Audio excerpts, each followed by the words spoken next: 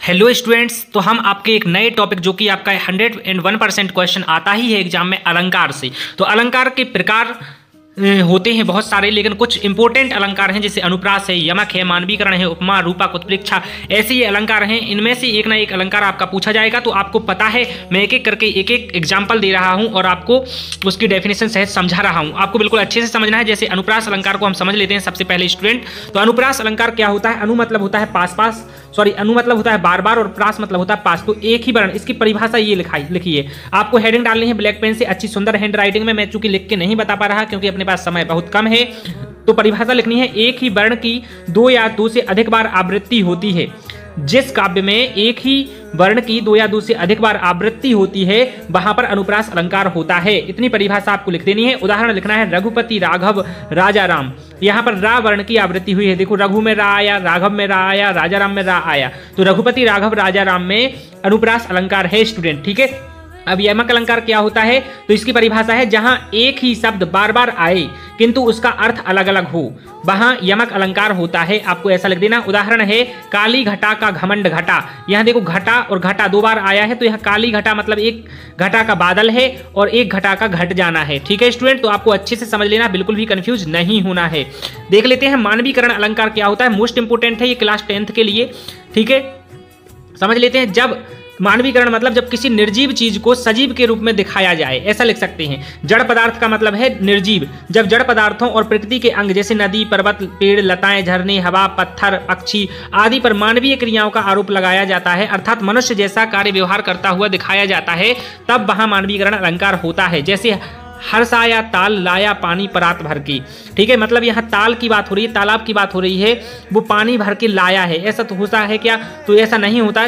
तो आपको समझना है स्टूडेंट, जहां पर निर्जीव चीज को सजीव बता दिया जाए, या ऐसा लिखना है सिंपल भाषा में। मानवीकरण अलंकार हेडिंग डालनी है, मानवीकरण अलंकार, और फिर लिखना है, जहां निर्जीव को सजीव दिखाया जाता है वहां मानवीकरण अलंकार होता है। बस इतना सा लिख देना है और उदाहरण आपको अच्छे से लिखना है। ठीक है, उदाहरण में आप ऐसा भी लिख सकते हो कि कुर्सी की टांगें टूट गईं। मतलब जो कुर्सी है उसकी टांगें होती हैं क्या?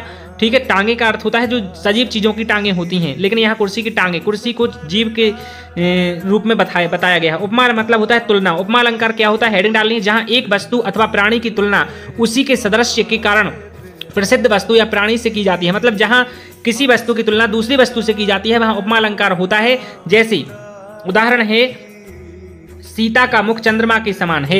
मतलब सीता का मुख चांद के जैसे तुलना की गई है। ठीक है। अब रूपक अलंकार होता है उपमेय में उपमान का आरोप। इतना सा लिख देना आपको, जहां उपमेय में उपमान का आरोप हो वहां रूपक अलंकार होता है। उदाहरण, चरण सरोज पखारन लागा। ठीक है। उत्प्रेक्षा अलंकार क्या होता है? उपमेय में उपमान की संभावना हो। जहां आपको परिभाषा लिख देनी है, जहां उपमेय में उपमान की संभावना हो वहां उत्प्रेक्षा अलंकार होता है। जैसे मानो झूम रहे हैं तरु भी मंद पवन के झोंकों से। उत्प्रेक्षा अलंकार की पहचान होती है। यदि मान लो कोई उदाहरण आ गया और पूछ लिया उनमें कौन सा अलंकार है, तो मनु, मानो, जनु, जानो ऐसे शब्द आते हैं। ठीक है, उत्प्रेक्षा अलंकार होता है। तो स्टूडेंट, आई होप आपको ये समझ में आ गया होगा। कुछ और इंपॉर्टेंट हम बताने वाले हैं, तो बने रहिएगा वीडियो में। इसमें से मानवीकरण और अनुप्रास अलंकार बहुत महत्वपूर्ण है, ये एग्जाम में आता ही है, इसलिए आप बिल्कुल अच्छे से समझें। और अतिशयोक्ति अलंकार और है, हम आपको बताने वाले हैं अतिशयोक्ति अलंकार और अन्योक्ति अलंकार। ठीक है स्टूडेंट, तो आप बिल्कुल बने रहिए वीडियो में, कहीं नहीं जाइएगा। बताते हैं हम जल्दी से। तो देख लीजिए स्टूडेंट, हम बताते हैं अतिशयोक्ति अलंकार क्या होता है। तो अतिशयोक्ति, अतिशय मतलब होता है अधिक, और उक्ति मतलब बोल देना, मतलब जहां अधिक बोल दिया जाए। तो यहाँ पे आपको इसका परिभाषा है, जहां कोई बात आवश्यकता से अधिक बढ़ा चढ़ाकर कही जाती है वहां अतिशयोक्ति अलंकार होता है। जैसे हनुमान की पूंछ में लगन न पाई आग, लंका सारी जर गई, गए निशाचर भाग। यहाँ बात को बढ़ा चढ़ाकर वर्णन हुआ है, अतः अतिशयोक्ति अलंकार है। स्टूडेंट, ये मोस्ट इंपोर्टेंट क्वेश्चन है, आपको आता है अलंकार का 2 नंबर में।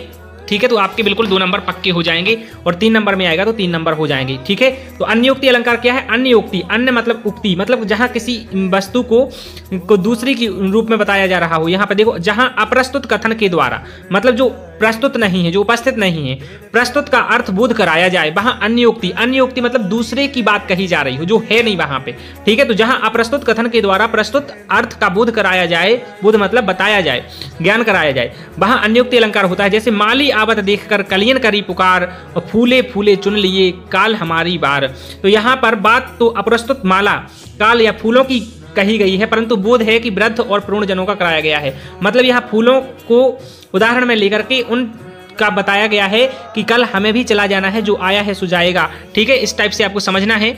ये अन्योक्ति अलंकार है। तो स्टूडेंट आपको समझना है, मानवीकरण अलंकार हम बता भी चुके हैं और यहाँ पर भी लिखा हुआ है। ठीक है, तो ये आपको अच्छे से समझ लेना है। ये अलंकार पे मैंने वीडियो बनाई है और भी मैं टॉपिक पर यदि समय मिल रहा है तो बना रहा हूँ, और आप वीडियो देखते रहिएगा और अच्छे नंबर खींचते रहिएगा।